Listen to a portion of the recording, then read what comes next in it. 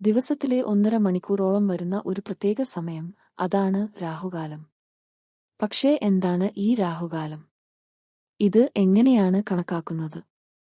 ഇതിനു പിന്നിലെ വിശ്വാസങ്ങൾ എന്തൊക്കെയാണ്? ഇതൊരു ശാസ്ത്രീയ പ്രതിഭാസമാണോ അതോ വെറുമൊരു വിശ്വാസം മാത്രമാണോ?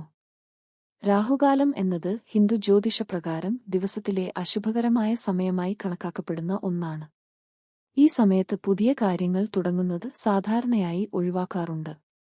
വിവാഹം, ഗൃഹപ്രവേശം, യാത്രകൾ തുടങ്ങിയ പ്രധാനപ്പെട്ട ശുഭകാര്യങ്ങളൊന്നും ഈ സമയത്ത് ചെയ്യാറില്ല. രാഹുകാലത്തിന് പിന്നിൽ രസകരമായൊരു ഐതിഹ്യമുണ്ട്. പാലാഴിമഥനവുമായി ബന്ധപ്പെട്ടാണ് രാഹുവിന്റെ ഉദ്ഭവം. ദേവന്മാർ അമൃത് ഭക്ഷിക്കുന്നതിനിടെ സ്വരഭാനു എന്ന അസുരൻ ദേവന്റെ വേഷത്തിൽ വന്ന് അമൃത് കുടിക്കാൻ ശ്രമിച്ചു. ഇത് മനസ്സിലാക്കിയ വിഷ്ണു ഭഗവാൻ തന്റെ സുദർശന ചക്രം ഉപയോഗിച്ച് സ്വരഭാനുവിന്റെ തലയും ഉടലും രണ്ടായി മുറിച്ചു. തലഭാഗം രാഹു എന്നും ഉടൽഭാഗം കേതു എന്നും അറിയപ്പെട്ടു. അന്നുമുതൽ രാഹുവും കേതുവും സൂര്യനെയും ചന്ദ്രനെയും ശത്രുക്കളായി കാണുന്നു എന്നാണ് വിശ്വാസം.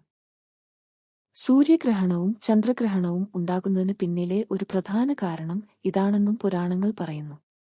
ജ്യോതിഷമനുസരിച്ച് രാഹു ഒരു നിഴൽ ഗ്രഹമാണ്. ഇതിന് ഭൗതികമായ ഒരു അസ്തിത്വമില്ലെങ്കിലും ജ്യോതിഷത്തിൽ ഇതിന്റെ സ്ഥാനം വളരെ പ്രധാനപ്പെട്ടതായി കണക്കാക്കപ്പെടുന്നു. ദിവസത്തെ സൂര്യോദയം മുതൽ സൂര്യാസ്തമയം വരെയുള്ള സമയത്തെ 8 തുല്യ ഭാഗങ്ങളായി തിരിച്ചാണ് രാഹുകാലം കണക്കാക്കുന്നത്. ഓരോ ദിവസത്തിനും വ്യത്യസ്തമായ ഒരു രാഹുകാലം ഉണ്ട്. സാധാരണയായി ഇന്ത്യൻ സ്റ്റാൻഡേർഡ് സമയം അനുസരിച്ചുള്ള രാഹുകാലം ഇങ്ങനെയാണ്: തിങ്കൾ രാവിലെ 7:30 മുതൽ 9 വരെ, ചൊവ്വ ഉച്ചകഴിഞ്ഞ് 3 മുതൽ 4:30 വരെ, ബുധൻ ഉച്ചയ്ക്ക് 12 മുതൽ 1:30 വരെ, വ്യാഴം ഉച്ചയ്ക്ക് 1:30 മുതൽ 3 വരെ, വെള്ളി രാവിലെ 10:30 മുതൽ 12 വരെ, ശനി രാവിലെ 9 മുതൽ 10:30 വരെ, ഞായർ വൈകുന്നേരം 4:30 മുതൽ 6 വരെ.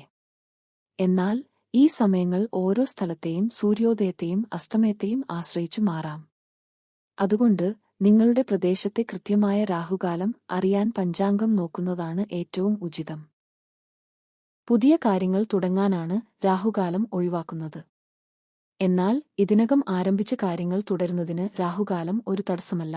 അതുകൊണ്ടുതന്നെ പലരും പതിവ് കാര്യങ്ങൾക്കും ദിനചര്യകൾക്കും ഈ സമയം ഉപയോഗിക്കാറുണ്ട്. ചിലർ രാഹുദോഷം മാറാൻ ഈ സമയത്ത് പ്രത്യേക പൂജകളും വഴിപാടുകളും നടത്താറുണ്ട്.